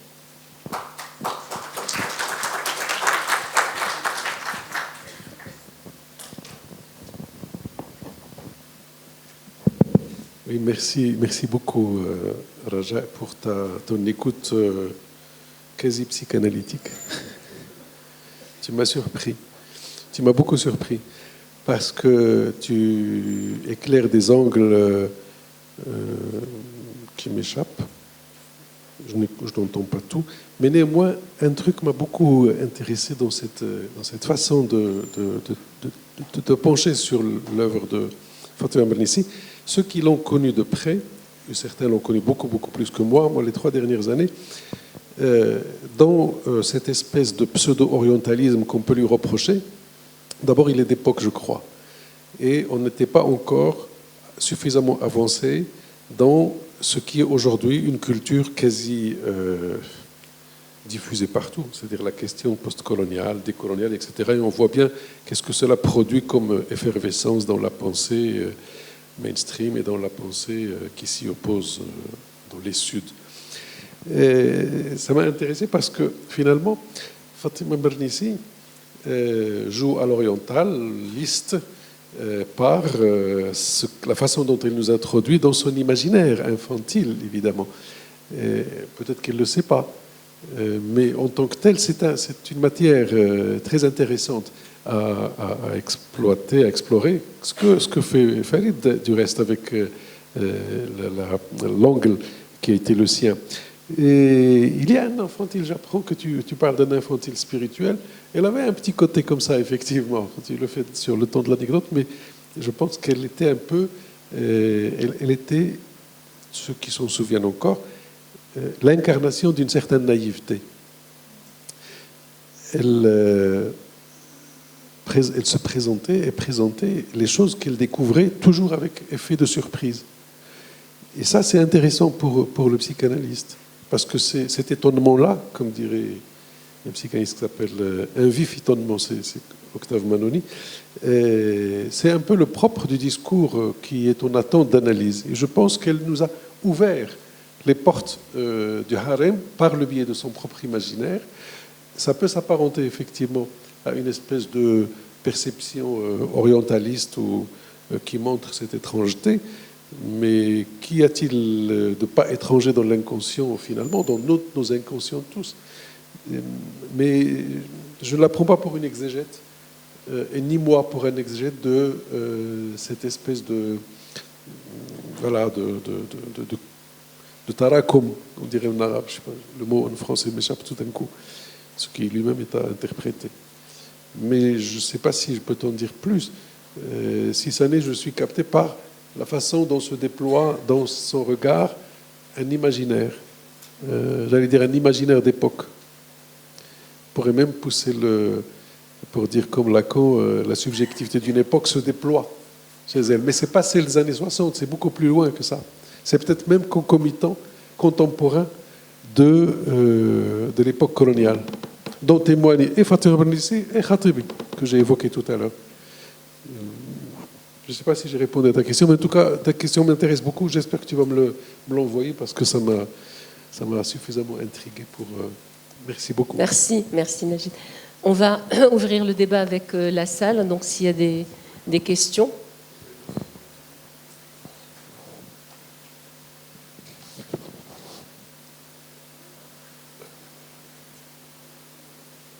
Oui, là-bas. Et est-ce qu'il y a un autre micro? Voilà, celui-là.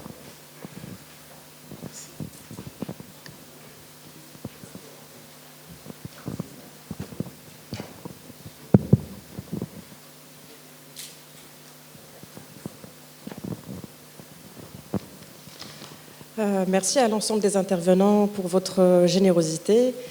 J'ai une question à Soumaya, si vous permettez. Vous avez évoqué tout à l'heure, au début de votre intervention, donc, le scepticisme méthodologique, dont je n'ai pas saisi pleinement et concrètement la portée. Si j'ai bien compris, on suspend l'adhésion à ce qu'on croit savoir pour vérifier sur quoi cela repose, une sorte de prudence intellectuelle. Mais en même temps, je me demande, à force de tout questionner, est-ce qu'on ne risque pas peut-être de neutraliser politiquement, je précise, les féminismes du Sud? Je veux dire, dans quelle mesure, justement, cette posture épistémique entre-t-elle en tension avec les logiques d'ancrage, de subjectivité et de donc, politisation propre au féminisme décentré? Merci. Merci. Il y avait une autre question. Bon, je voudrais juste parler de solidarité qui se trouve au féminisme du Sud entre mouvements LGBTQIA+, et aussi les femmes trans. Il y a un exemple de la CAL, c'est Coalition of African Lesbians.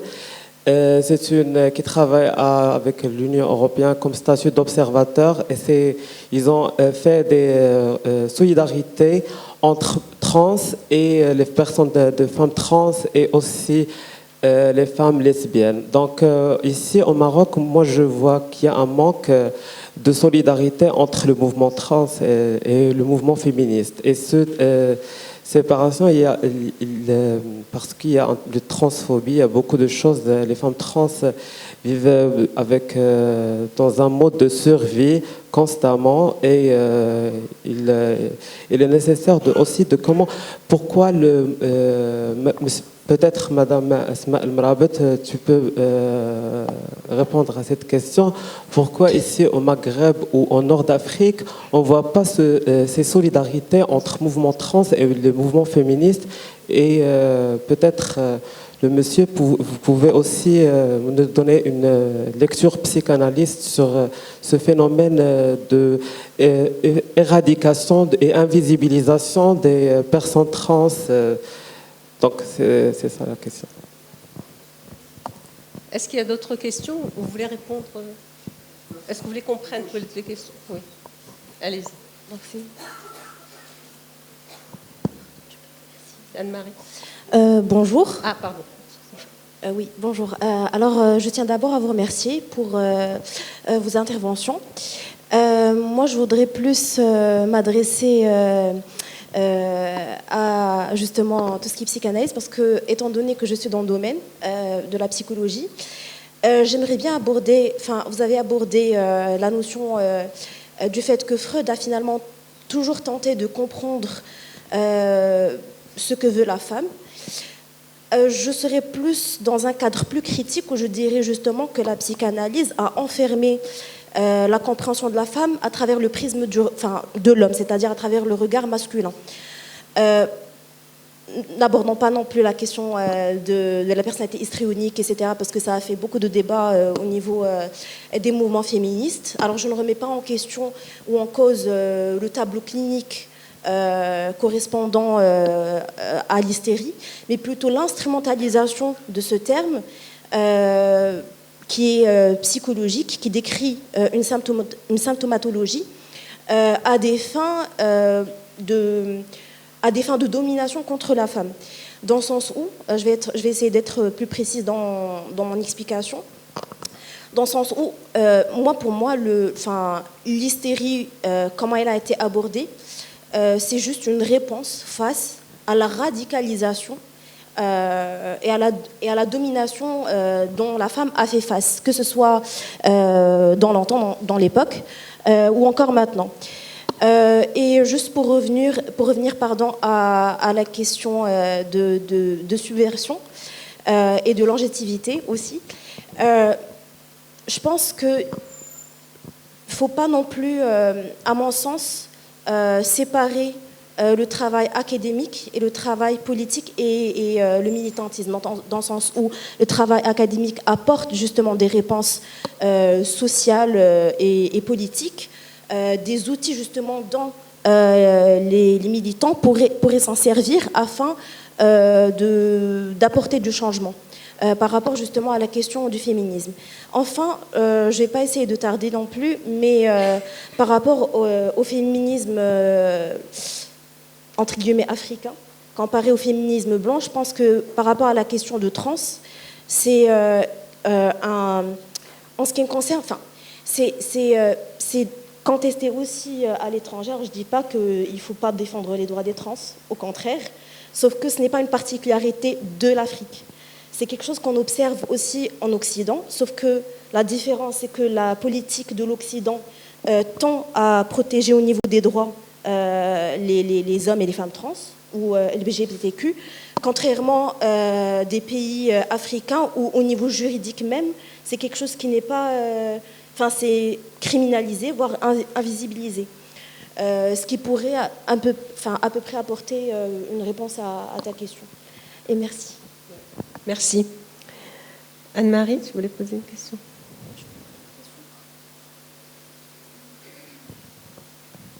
On va faire un tour de réponse. Oui, bonsoir. En fait, ce n'est pas vraiment une question, mais je voudrais faire une petite remarque.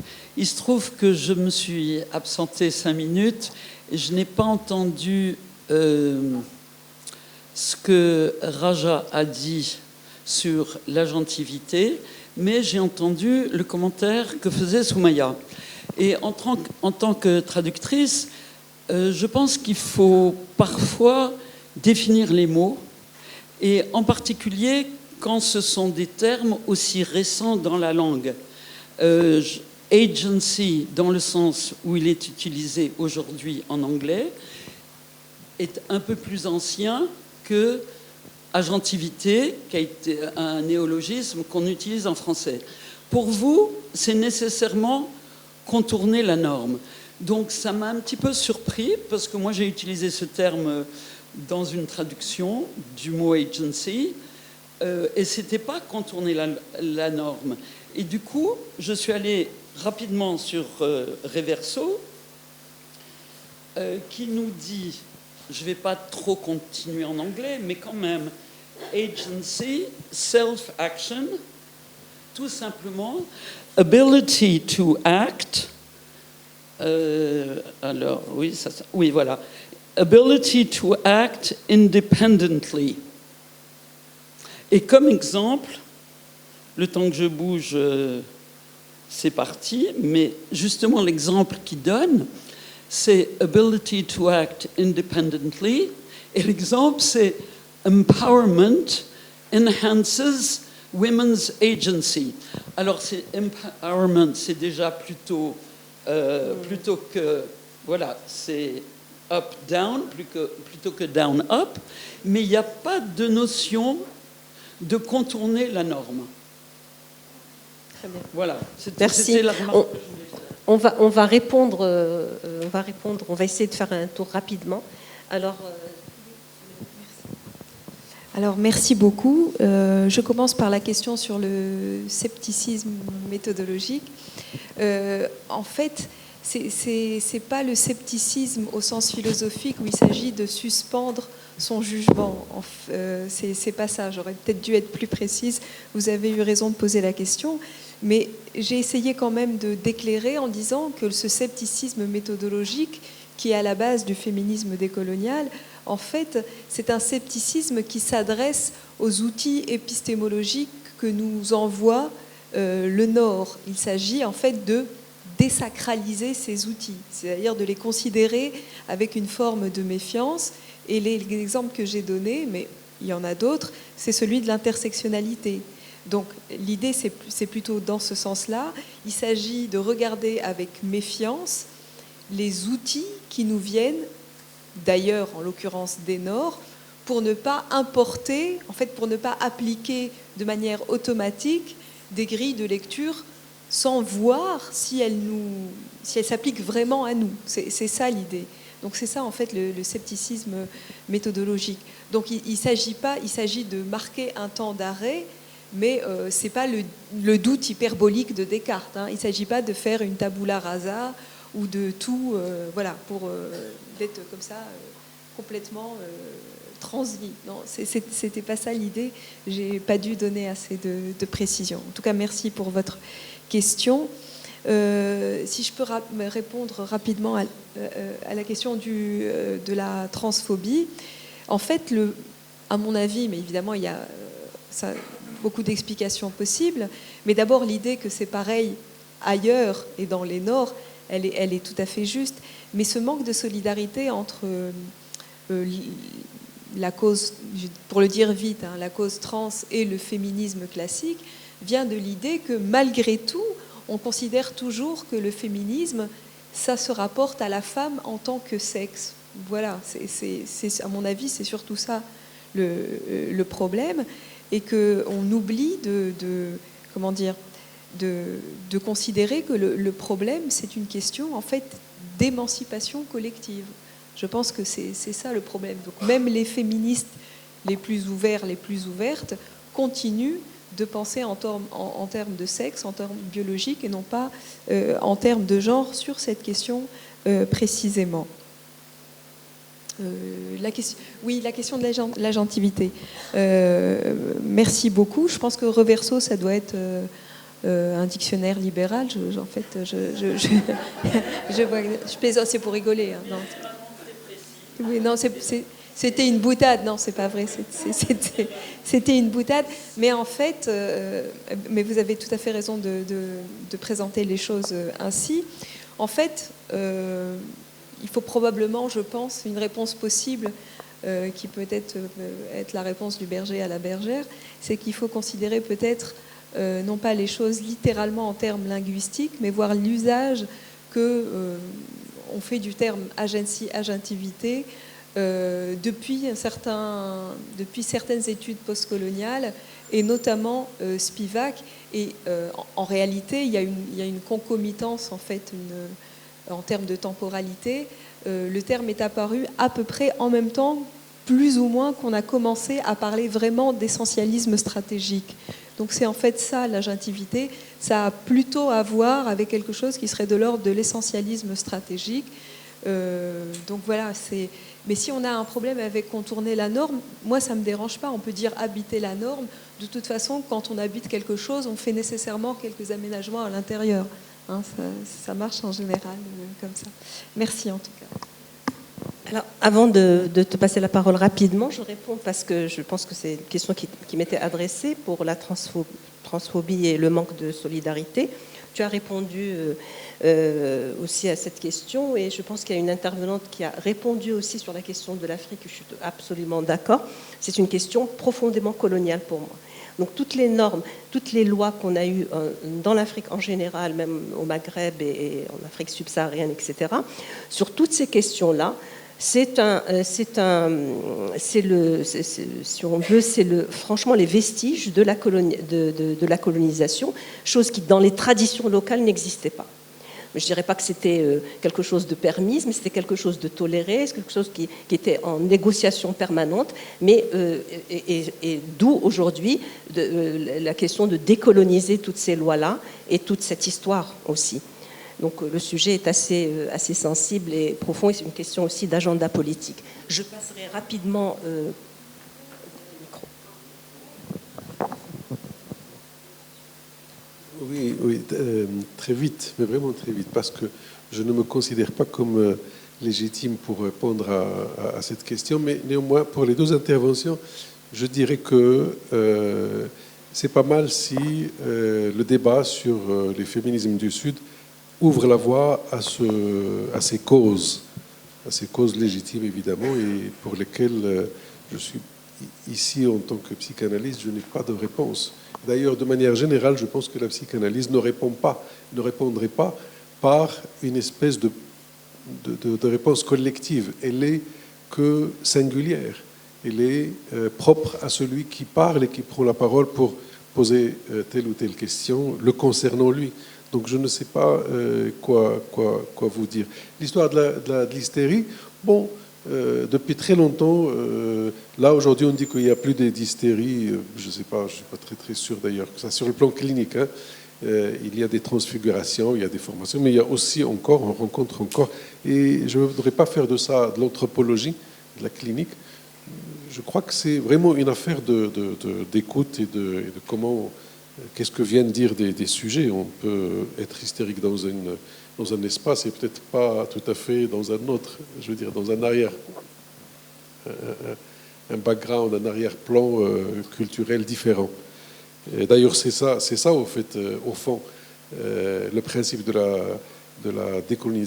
décolonial, c'est de pouvoir être à l'écoute de ce qui s'exprime, ce que tu l'as dit d'ailleurs, Asma, c'est de ce qui s'exprime dans un lieu donné, à partir de ses propres normativités, et pas en mettant un truc sous lequel tout le monde doit se ranger. Je ne sais pas si je peux dire plus que ça, mais je te remercie pour ta réponse. Merci. On peut avoir deux autres questions, deux dernières questions. Je pense. J'ai vu un bras se lever, oui. Souhail. Alors, elle était avant, et après on termine avec Souhail.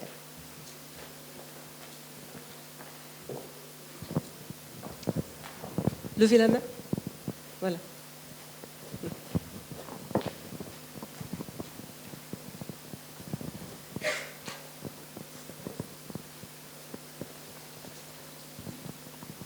Bonsoir.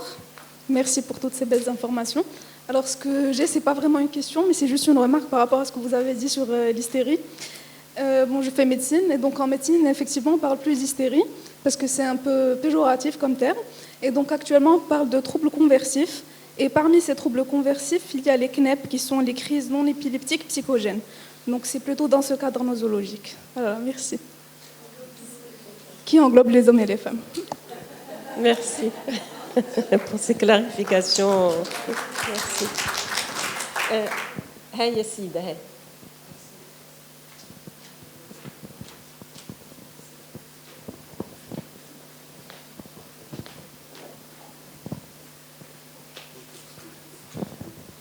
Bonsoir, merci pour toutes ces présentations. J'ai beaucoup appris ce soir. J'ai deux questions, une pour Soumaïa, une pour Majid. La question pour Soumaïa, c'est, vous avez parlé beaucoup d'ancrage. Et si c'est possible pour vous, de point de vue anthropologique, qu'est-ce que ça veut dire en Tunisie aujourd'hui, mainstream feminism, comment ça se manifeste, qui est marginalisé dans le contexte tunisien. C'est juste aussi, je profite de l'occasion de votre présence pour aussi, je pense qu'il y a beaucoup de monde qui s'intéresserait à connaître le féminisme tunisien aujourd'hui. Ma question pour Majid, c'est aussi lié à la question de Raja à la fin, et aussi, comme tu l'as dit à la fin, comment il serait possible d'avoir une conversation entre l'inconscient, la clinique et le social. Et comme tu l'as dit avant, je sais que tu avances l'idée que la psychanalyse devrait se mêler des questions sociales, et qu'il y a beaucoup que les sciences sociales et la psychanalyse se rencontrent. Donc, est-ce qu'il serait possible d'avoir comment tu peux envisager une sorte d'anthropologie de l'inconscient, une intersection entre le travail d'anthropologie et la clinique? Est-ce qu'il serait possible de faire ça? Et comment on peut envisager cette intersection, cette conversation? Merci. Merci. Alors, je donne rapidement parce qu'on doit terminer. Merci pour votre question. Alors, en Tunisie, depuis la Révolution, disons les premières années de la Révolution, et jusqu'à maintenant, on a un activisme j'aime pas employer le terme société civile, mais disons la société civile, un militantisme très fort de toutes les associations de jeunes queer, notamment. Ça gagne vraiment en visibilité, et c'est une bonne chose. Et donc le féminisme MLF de troisième génération, il est toujours là, parce qu'elles sont absolument indéboulonnables. Elles sont toujours là, mais il y a une concurrence réelle, en fait, des jeunes militants, des jeunes activistes qui sont vraiment, qui font beaucoup de choses bien, beaucoup de visibilisation des causes. Et ça, c'est pour nous quelque chose de nouveau, mais maintenant, c'est plus si nouveau que ça, puisque ça fait quand même pratiquement 15 ans que ça dure.